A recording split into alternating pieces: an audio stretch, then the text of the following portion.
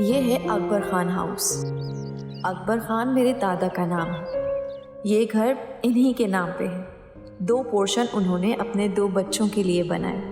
बीच में सहन रखा और गेट एक ही रखा ताकि दोनों भाई एक साथ रहें। हमारे सहन में सफ़ेद फूल के ही पौधे लगे हैं ज़्यादा, क्योंकि दादा को बहुत पसंद थे और उनकी पोती यानी कि मुझे भी। लो भाई, इंतजार खत्म हुआ, आ गए पकौड़े, ये लो। क्या बात है जी, अम्मी आपके हाथ के पकोड़े ना उफ। वैसे सियाने कहते हैं कि पकोड़ों के साथ अगर केचप ना हो ना तो पकोड़ों की तौहीन होती है। और ये दही वाली जो चटनी होती है ना, ये तो जिगर पे गिरा गुजरते बता रही हूँ। आपका रिजल्ट जो है ना वो आपके जिगर पे बहुत भारी होने वाला है, जरा उस तरह भी तवज्जो दें आप हजूर। वैसे अम्मी सियाने ये भी कहते हैं कि हर चीज का ना एक वक्त होता है और रिजल्ट आने में अभी 3 दिन बाकी है, बता रही हूँ। 3 दिन बाकी, चलो ये भी आ गया। अरे कुछ और के लिए भी कुछ छोड़ दिया था। देखना, एक दिन ना मैं पकोड़ों की दुकान खोलूंगी अपनी और जी भर के पकोड़े खाऊंगी। यहाँ पर तो गिनती के 4-5 पकोड़े ही मिलते हैं और वो भी लोगों को बस नहीं चले ना छीन के खा लें, बल्कि खा ही लिए हाथ से छीन के। अच्छा सुनो, ये दुकान के ख्वाब देखना बंद करो, पहले पकौड़े खा लो, हाँ ठंडे हो जाएंगे। वैसे भाभी जो इसके हालात है ना, पता नहीं इससे कौन शादी करेगा, इतना बचपना है इसमें। खबरदार जो तुमने कुछ कहा तो। जोया तो मेरे शामिर की है। ये कोई पहली बार नहीं था जब ताई अम्मी ने ऐसा कहा। भला कोई दूसरा क्यों ले जाएगा इसे, हाँ?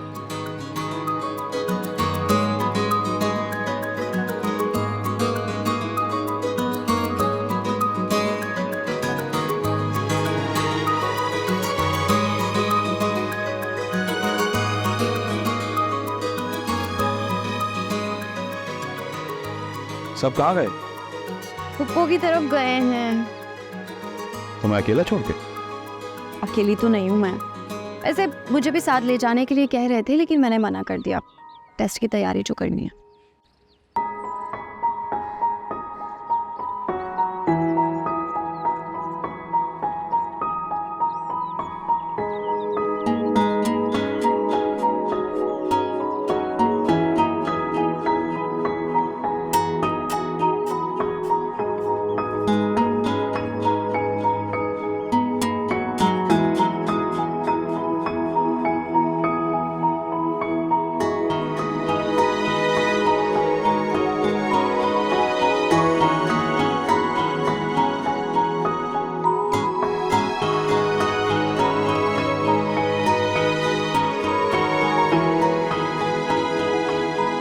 तुम्हें गुलाब का फूल क्यों नहीं पसंद?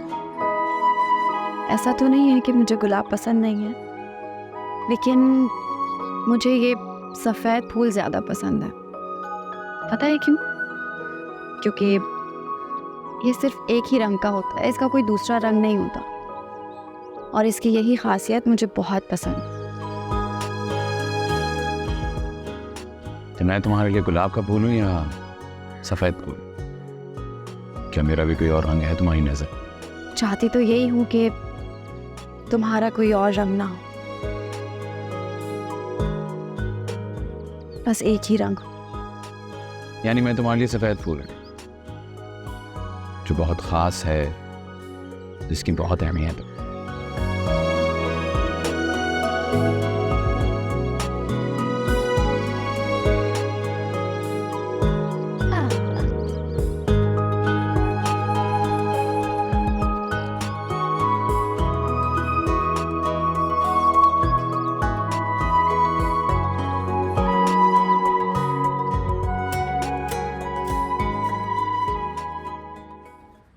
तो तुम वाकई फ्रांस जा रहे हो? और क्या, मैं वैसे भी यहाँ करना ही क्या है, मैं तो नेक्स्ट संडे तक चला जाऊँगा।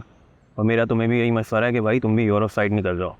यहाँ है ही क्या, चंद हज़ार की नौकरी, आगे 10 तरह के अखराजात होंगे ज़िंदगी में, शादी होगी, बच्चे होंगे भाई, और ख्वाहिशात पूरी करने के लिए तो यहाँ कोई इंतज़ाम है ही नहीं। वैसे भी ज़रूरियात पूरी करने के लिए भी चक्की पीसनी पड़ जाती है यार। लेकिन मेरे घर वाले मेरे बगैर रह नहीं सकेंगे। यार तुम तो जा सकते हो क्योंकि तुम्हारी बहन वहाँ रहती हैं, तुम्हारे कज़न्स हैं, मैं किसके पास जाऊँ? वह क्या मतलब मेरी बहन मुझे ज़्यादा से ज़्यादा रिहाइश दे देंगी, और वो भी तब तक जब तक मेरे पास जॉब नहीं है। जैसे ही मेरे पास जॉब होगी मुझे मूव करना पड़ेगा। कोई किसी का बोझ कब तक उठाएगा? यार सोच लो और अपने फ्यूचर पे फोकस करो। 8-10 साल की कुंवारी है, उसके बाद फैमिली को लेके वहीं पे शिफ्ट हो जाना, मज़े ही मज़े। अभी मैं ये अमाउंट अफोर्ड नहीं कर सकता। यार अभी कहीं से किसी से लेके कर लो, फिर जब वापस आओगे तो जिससे लिए होंगे उसको रिटर्न कर देना। समझ आई? हाँ चलो मिलते हैं। अल्लाह हाफ़िज़। ऐसी होती है औलादें। अरे इस तरह से माँ बाप को छोड़ के बुढ़ापे में अकेला और चले जाएंगे, किसके आसरे पे छोड़ के जा रहे? अरे कैसी बेइज्जती है ये। अम्मी क्या हो गया है? मैं कह रहा हूँ ना, मैं बहुत जल्द बुला लूंगा आप लोगों को वहाँ। नहीं जाना मुझे तुम्हारे साथ। और एक बात कान खोल के सुन लो, ये मेरा घर है और ये मेरी मिट्टी है, मैं इसे छोड़ के नहीं जाऊंगी। अरे ये तुम्हारे बाप की आखिरी निशानी है, मैं कैसे छोड़ के चली जाऊं? और मेरी बात कान खोल के सुन लो तुम, मैं जीते जी तुम पे नहीं जाओगे यहाँ से। अभी आराम से बात करें, समझ जाएगा नहीं जाएगा। और बेटा अगर तुमको यूरोप जाना है तो बाद में चले जाना जब अफोर्ड कर सको तो। मुझे वहाँ घूमने नहीं जाना, अपना फ्यूचर बनाने जाना है और अभी जाना है, बस ये मेरा आखिरी फैसला है। तुम्हें जाना है ना, अभी जाओ। तुम अभी क्या अभी निकल जाओ यहाँ से। इसे बोले कि चला जाए, इसे कहे कि यहाँ से आ जा, मेरी तरफ से बोले जाए यहाँ से। नहीं, आप ओवर रिएक्ट कर रही हैं। मैं कौन सा बच्चा हूँ जो वहाँ जाके खो जाऊंगा, या फिर मेरी कोई बिगड़ने की उम्र है? आप मेरी बात तो समझे। अरे तुम क्यों नहीं सोच रहे हो, अगर तुम भी चले गए तो कौन होगा यहाँ पर? कोई मर्द नहीं होगा, हम अकेली रह जाएगी। अरे आप लोग तीन हैं इस घर में, ये सामने वाला घर मामू का है, आगे पीछे इतने रिश्तेदार रहते हैं हमारे। लेकिन बेटा घर में तो मर्द का होना जरूरी है ना। सची जिस घर में मर्द नहीं होते क्या वो लोग जीते नहीं है? और मैं कब कह रहा हूँ कि मैं नहीं आऊंगा वापस?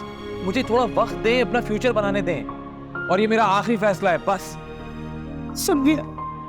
अरे यार कैसे लग गया। अच्छा आप अपने खुद को संभालें भाभी, वक्ती गुस्सा है, जानती तो है ना आप कि कितना जज्बाती है वो। बस गए, सब ठीक हो जाएगा।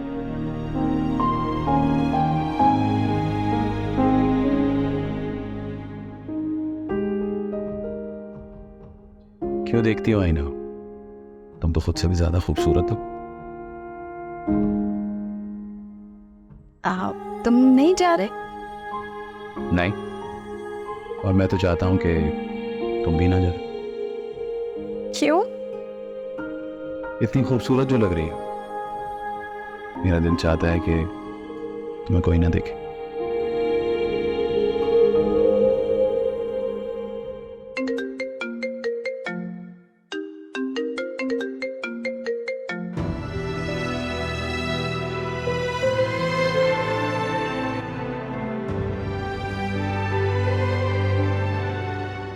भाभी मैं कहती हूँ जवान औलाद है, सख्ती ठीक नहीं है। बस यही कह कि बच्चा है, और ये सब कुछ कह के उसे बिगाड़ के रख दिया। लेकिन जो रही सही कसर थी वो अभी इस उम्र में पूरी करने जा रहा है। जब औलाद जवान हो जाए ना तो माँ बाप को नरम होना ही पड़ता है। और शायद वो जो सोच रहा है वो सब ठीक हो, जाने दें उसको, ना रोकें। मान लिया वो ठीक कह रहा है, जाना चाहता है, लेकिन पैसे कहाँ से आएंगे? कुछ आप करें, कुछ बंदोबस्त मैं करती हूँ। आप ऐसा करें, प्लॉट बेच दे और मैं अपना जेवर बेच देती हूँ। इंशाल्लाह सब ठीक होगा। अल्लाह से अच्छी की उम्मीद रखो तो सब ठीक ही होता है। जवान लड़का है, ना जाने दोस्तों में कहाँ ख्वार हो रहा होगा, अच्छा नहीं लगता। बस आप फिक्र ना करें, जाने दें उसको, हम हैं ना आपके साथ।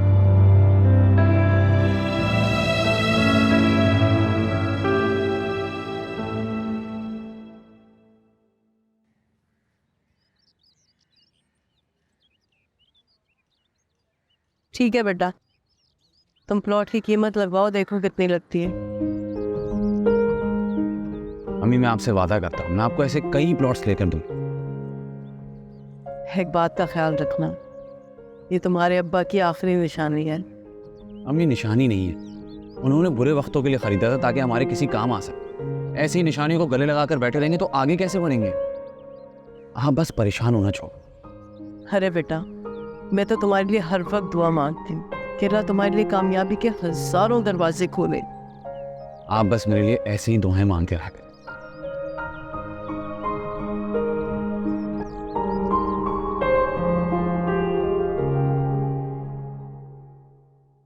जोया, हाँ, क्या हुआ? कहाँ हो तुम यार? पूरे घर में तुम्हें ढूंढ लिया मैंने। क्या हुआ है? और ये मिठाई किस खुशी में? अरे मेरा काम बन गया, वीजा आ गया। ये तो इतनी जल्दी? सब ये हैरान हो रहे, इतनी जल्दी काम कैसे हो गया सिर्फ 2 मंथ्स में। खैर, अल्लाह का करम। तुम मिठाई तो खाओ ना। सोया, मैं वापस आऊंगा यार। मैं अपना दिल तुम्हारी मुट्ठी में छोड़े जा रहा हूँ। मैं वापस आऊंगा तुम्हारे लिए। मुझे यकीन है कि तुम वापस आओगे। तुम्हारी हर बात पर यकीन करती हूँ मैं। लेकिन मुझे डर लगता है ना, मेरे दिल में खौफ सा है कि कहीं मैं तुम्हें खो ना दूं। कहीं खो मत जाना, वरना मेरी जिंदगी उजड़ जाएगी। और तुम्हें लगता है कि मैं तुम्हारे बगैर रह सकता हूँ? हरगिज़ नहीं। सोया तनवीर अहमद, शामिर शाहजमान की हर धड़कन में तुम। मैं वापस आऊंगा। अब प्लीज मिठाई खाओ ना, प्लीज।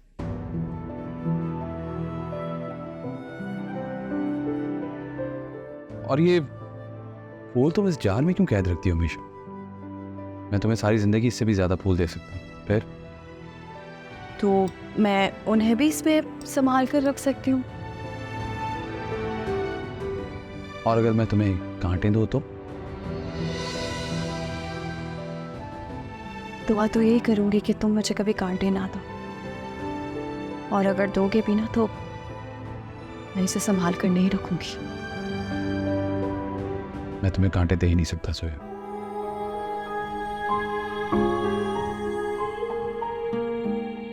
हाँ, मिठाई तो खिलाओ।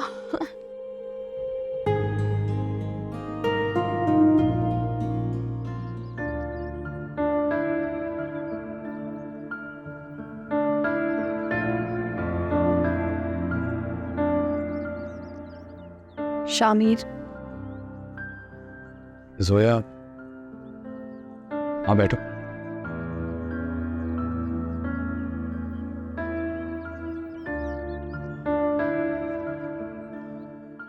तुम खुश हो? तुम्हें मेरे चेहरे को देख के अंदाजा नहीं हो रहा? अरे मैं बहुत खुश हूँ। हाँ हाँ, आगे बढ़ने वाले तो खुश ही होते हैं, उदासी तो पीछे रह जाने वालों के हिस्से आती है। यही समझ में नहीं आ रहा। मैं किसी दूसरे सैयारे पे नहीं जा रहा हूँ जोया। तुम लोग ये इमोशनल ड्रामा क्यों करो? मेरी समझ से बाहर है। क्योंकि हम सब तुम्हारे बगैर नहीं रह सकते। तुम्हें इतनी सी बात समझ क्यों नहीं आ रही है? जोया प्लीज, तुम तो मेरा साथ दो। दे तो रही। आप ये मेरी तरफ से एक छोटा सा तोहफा है, बस इतना ही कर सके तुम्हारे लिए। नीचे कुछ पैसे हैं। तुम्हारे पास कहाँ से है? कुछ सेविंग्स थी और बाकी मैंने कंगन बेच दिए।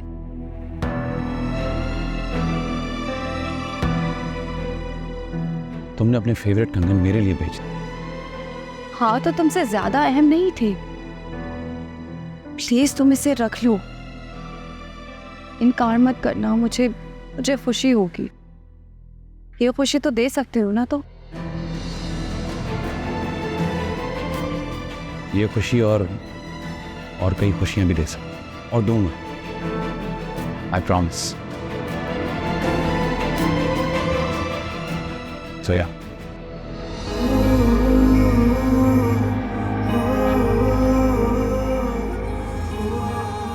एक मिनट। रिश्तों के हैं धागे से बंधे कितने फसाने,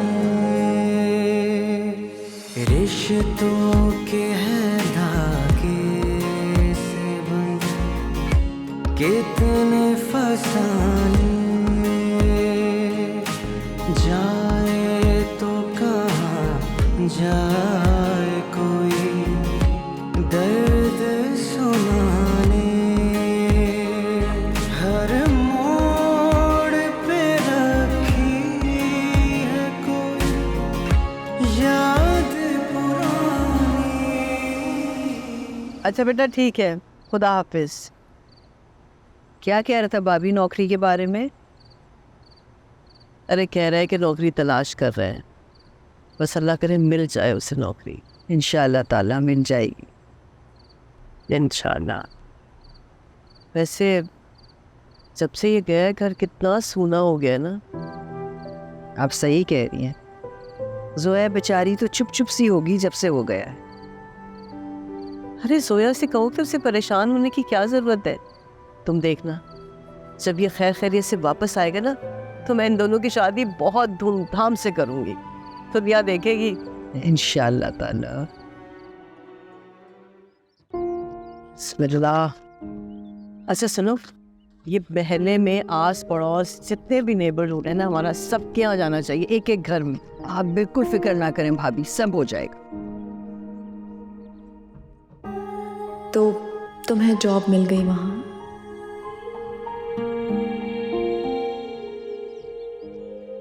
समझ नहीं आ रहा कि खुशी से ज़्यादा दुख क्यों है मुझे। दिल वीरान होता जा रहा है मेरा। अब तुम मसरूफ़ भी हो गए हो, बहुत मसरूफ़। लेकिन मैं इस ढेर सारी मसरूफियत में भी हर पल तुम्हें याद रखती हूँ। कोई सांस लेना कैसे भूल सकता है? मैं तुम्हें याद ना करूँ तो शायद मैं सांस ना ले सकूँ।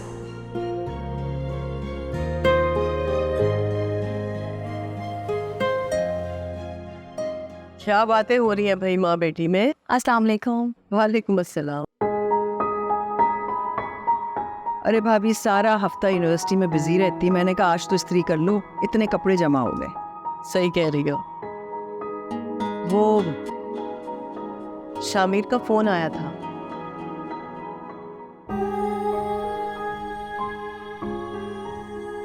शादी कर रहे हैं नेशनैलिटी के लिए।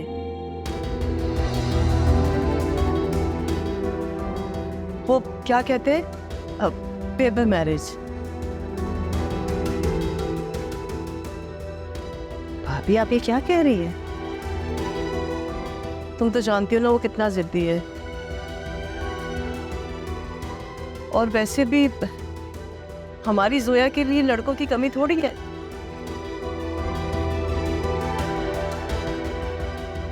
तुम देखना मैं इसके लिए ना एक से एक अच्छा रिश्ता ढूंढूंगी। रिश्तों के हैं धागे से बंधे कितने फसाने, रिश्तों के हैं धागे से बंधे कितने फसाने, जाए तो कहाँ जाए कोई दर्द सुनाने,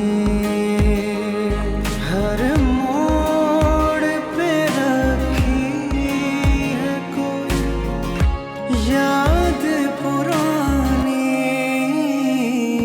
ये जिंदगी कहानी है या मैं हूँ कहानी,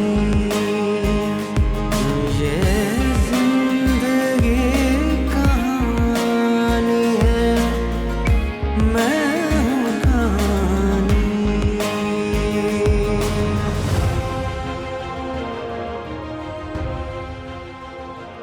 हमारे हर रंग रूप का शहदाई।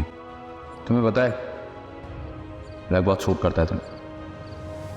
कभी कभी मैं सोचता हूँ कि तुम पे सबसे अच्छा कलर कौन सा लगता है, लेकिन फिर सोचता हूँ कि तुम पे तो सारे कलर्स बहुत अच्छे लगते हैं। और कभी कभी मैं ये सोचता हूँ कि तुम्हारी आंखें काजल के साथ अच्छी लगती हैं या काजल के बगैर। मोहब्बत इंसान को खूबसूरत बनाती है, वरना आप कोई भी रंग नहीं जचता। मोहब्बत तो बहार है जो हर रंग को फूलों की शक्ल देती है, और हर फूल का रंग खूबसूरत होता है, और हर फूल की खुशबू बेहतरीन होती है। हाँ, मोहब्बत बहार है और हिजर खिज़ा। अल्लाह ना करे कि कभी हमें हिजर झेलना पड़े।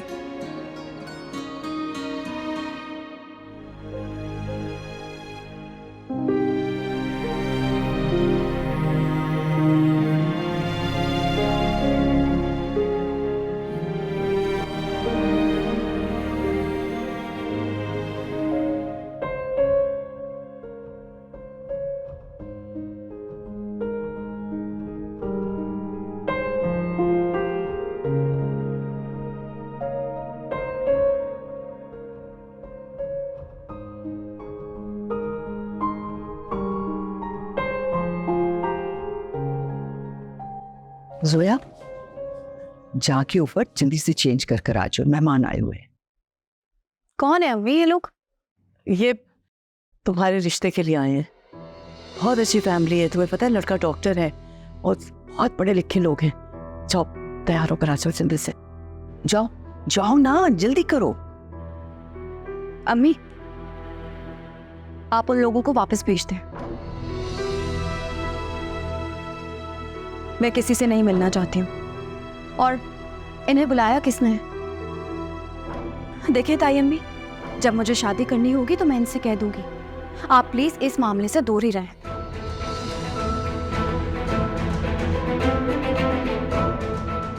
देखो भाई, कितनी अच्छी फैमिली है, हाँ? इसे अब और क्या एतराज है? इसे कहो खुदा के लिए कि तैयार होके आ जाए, मजीद तमाशा मत करे।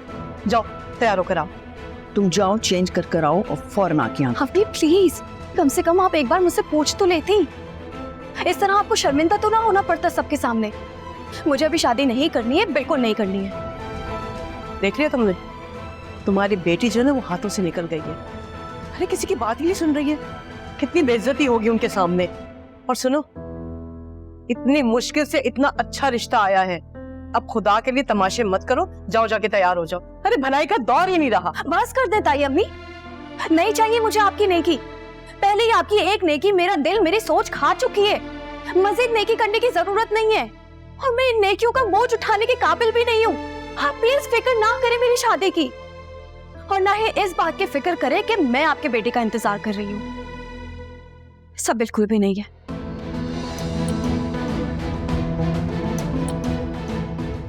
भेज दें सबको।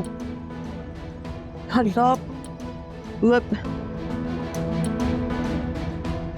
वो दरअसल क्या है ना कि बच्ची अभी जब बच्चों के रिश्ते की बात करनी हो ना तो पहले उनसे राय लेनी चाहिए। इसमें इज्जत भी रह जाती है और वक्त भी बच जाता है। चलो बेटा। वो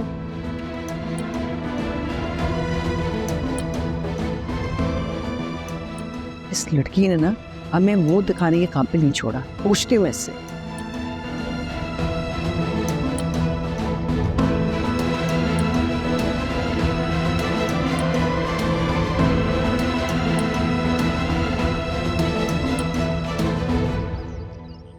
सोया, तुमने ऐसा क्यों किया? अम्मी, सो सॉरी, लेकिन मेरा मकसद आपको शर्मिंदा करवाना नहीं था। अम्मी, कम से कम आपको मुझे बताना तो चाहिए था ना। मैं अभी ज़हनी तौर पर शादी के लिए बिल्कुल तैयार नहीं हूँ। अम्मी, अभी तो मुझे अपना करियर बनाना है, मुझे अपने पैरों पे खड़े होना है, तब जाके मैं शादी का सोचूंगी। ताई अम्मी तो खुद गर्ज हो चुकी है। उन्हें डर है कि मैं उनके बेटे का इंतजार कर रही हूँ, लेकिन ऐसा नहीं है अम्मी। वो अगर वापस भी आ जाएगा ना तो मुझे फर्क नहीं पड़ेगा। मैं सच में उसका इंतजार नहीं कर रही हूँ, लेकिन अम्मी मुझे कुछ वक्त चाहिए अपने दिल को आमादा करने के लिए, अपने अपने अपने दिमाग को राजी करने के लिए, क्योंकि शायद अब दिल तो कभी राजी नहीं होगा। मैं जानती हूँ, अच्छी तरह से तुम्हारे दिल का हाल जानते हैं। बचपन से जो बात तुम्हें बताई गई तुमने उस पर यकीन रखा, जो बात तुम्हारे दिमाग में डाली गई उसको बुलाना मुश्किल है, वो तुम्हारे नसीब में था ही नहीं। हाँ मैं जानती हूँ, वो मेरे नसीब में कहीं नहीं, कभी भी। तुम जो चाहती हो ना वो करो, बस जितना वक्त चाहिए ना लो, मैं तुम्हारे साथ। Thank you. बस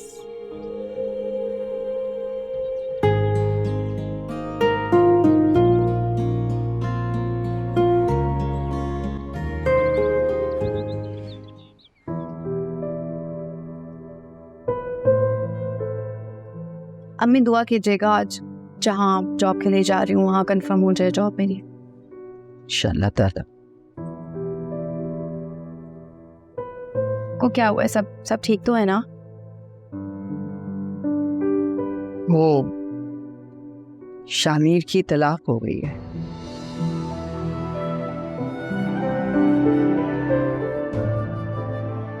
एक बेटा भी है उसका। न जाने क्या हुआ कि निभाव नहीं कर सका। अब मुझे चलना चाहिए, ऑफिस के लिए लेट हो रही हूँ।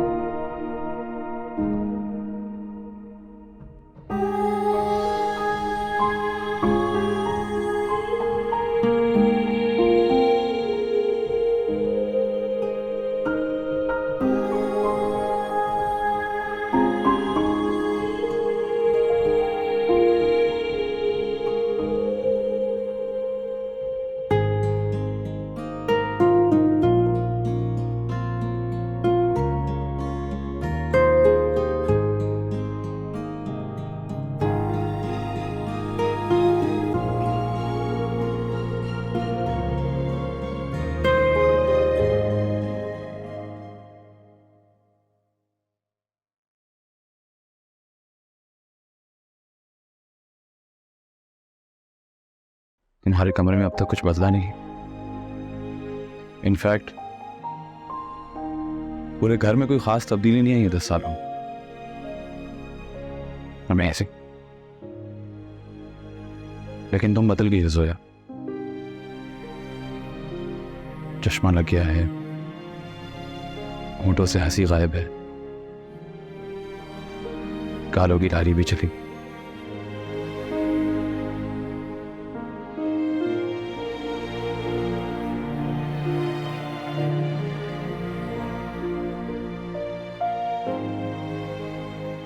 लेकिन ये सब कसूर चश्मे का है।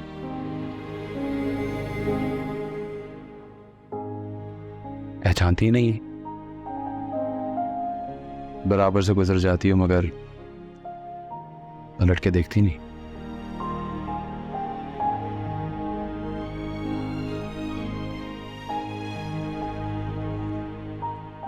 लेकिन मैं तुम्हें पहचानता हूं जोया, तुम्हारे महक से, तुम्हारे एहसास से।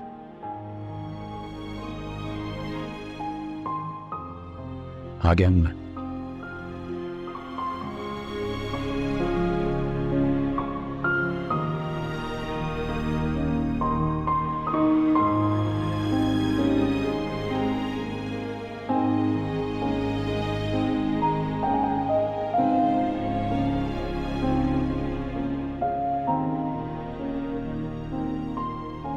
फूल तुमने अब तक संभाल के रखे हुए?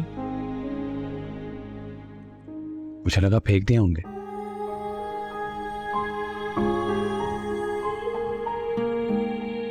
तुम मुझे कभी समझे ही नहीं,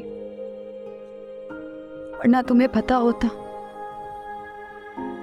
कि मैं एहसास को चुन के रखती हूँ, मोहब्बतों को संभाल कर रखती हूँ। तुम तो मेरे लिए खुशियां खरीदने गए थे ना, तभी तुम्हें वहां गम सस्ते कैसे मिल गए? शायद खुशियां खरीदने का ज़र्फ नहीं था तुम में। तुम तो मुझे फूल दिया करते थे, फिर तुमने मेरे दामन में कांटे कैसे भर दिए? मैं तो तुम्हें सफेद फूल समझती थी जिसका कोई रंग नहीं होता, लेकिन तुम्हारे तो बहुत से रंग निकले। बेवफाई का रंग, खुद गर्जी का रंग, खुद पसंदी का रंग। और तुम्हें पता है सबसे नुमाया रंग कौन सा है तुम्हारा? मतलब परस्ती का। मुझे तो हमेशा से लगता था कि तुम जिद्दी हो, अपनी बात मनवाना चाहते हो, और ये तुम्हारा हक भी है। तुम मेरे शहजादे हो, मेरे दिल की सल्तनत के खूबसूरत शहजादे। तुम्हारी हर जिद पूरी होनी चाहिए। जिद क्या, तुम बस इशारा करो और तुम्हारे इशारे को हुक्म समझ कर उस पर तकमील की जाए।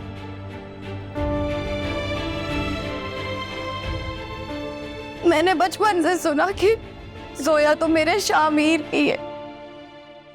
मैंने हमेशा खुद को तुम्हारा माना और तुम्हें अपना समझा, लेकिन कुछ वक्त बाद मुझे पता चला कि ये मोहब्बत तो एक तरफा है। और तुम्हें पता है, जब मुझे ये बात पता चली ना, मैं बहुत रोई थी। मैं बहुत रोई थी, लेकिन फिर मुझे ना एहसास हुआ कि ये मोहब्बत बेहतरीन है, कि तुमसे मोहब्बत करने के लिए मुझे तुम्हारी ही जरूरत नहीं।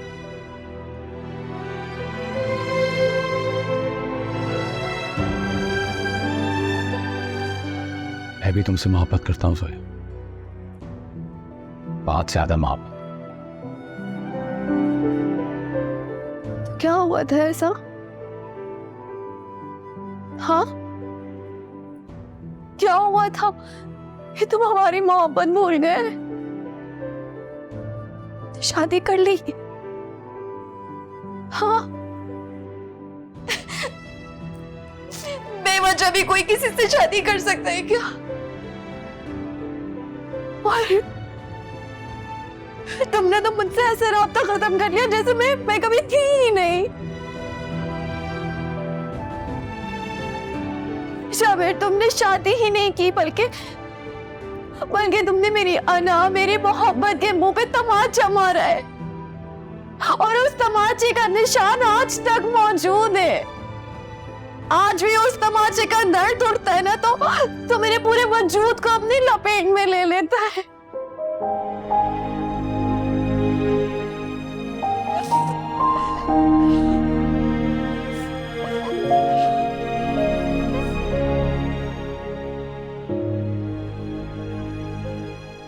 सॉरी जोया,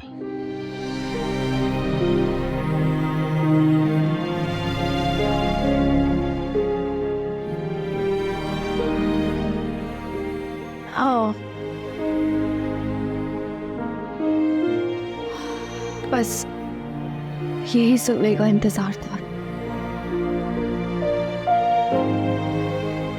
बस यही।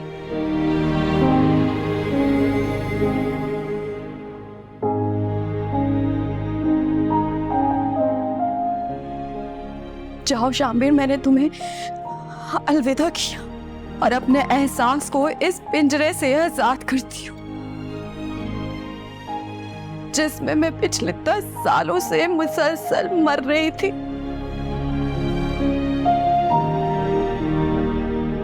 जाओ शाम, तुम्हें अलविदा।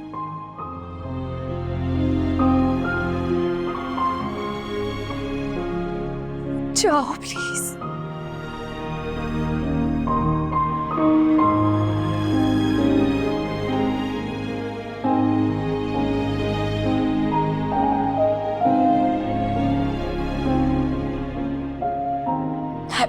मिस्टर अमीर प्लीज।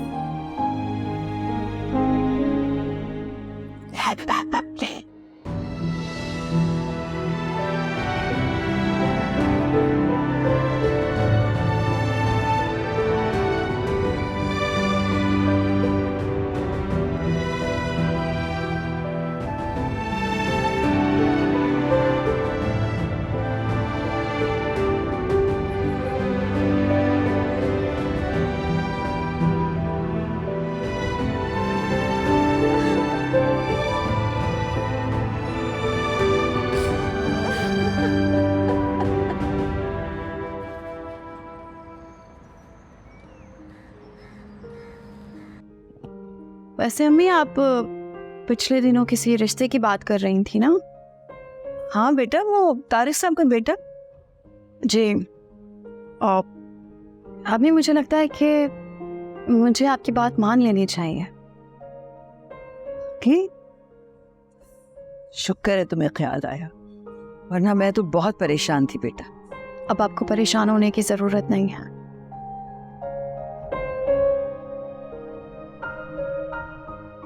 किसी और से जुड़ने के लिए पहले किसी और से टूटना जरूरी था। मैं दिल पर बोझ रखकर किसी और की जिंदगी में शामिल नहीं हो सकती थी, लेकिन अब मैं मुतमईन हूं।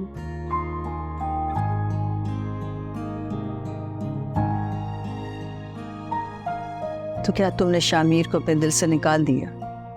मैंने उसे दिल से निकाला तो नहीं है, लेकिन दिल की एक कोने में उसे दफन जरूर कर दिया। बहुत बहुत गहरा दफन।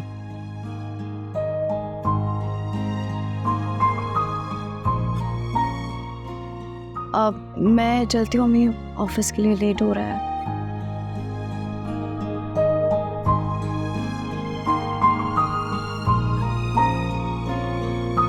रिश्तों के हैं धागे से बंधे कितने फसाने, जाए तो कहाँ जाए कोई, दर्द